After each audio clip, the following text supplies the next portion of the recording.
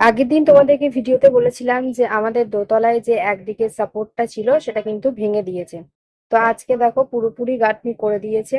আর কালকে রাতে খুব বৃষ্টি হয়েছিল, তার জন্য এখনো স্যাঁতসেঁতে ভাবটা আছে এখানে। তো এরপর কি করবে আমি জানি না। তো ইট তো এখানে আছে, আর এইখানটা কিন্তু এখনো গাঁথা হয়নি, কারণ এইখান থেকে হয়তো সিমেন্ট লাগাবে বা এরকম কিছু করবে, তার জন্য এরা খোলা রেখেছে মিস্ত্রিরা। আর এখান থেকে আমাদের ভিউটাও খুব সুন্দর আসছিল। তো এটাও কিছুদিন পর গাঁথনি করে দেবে, আর এটা এখনো করা হয়নি।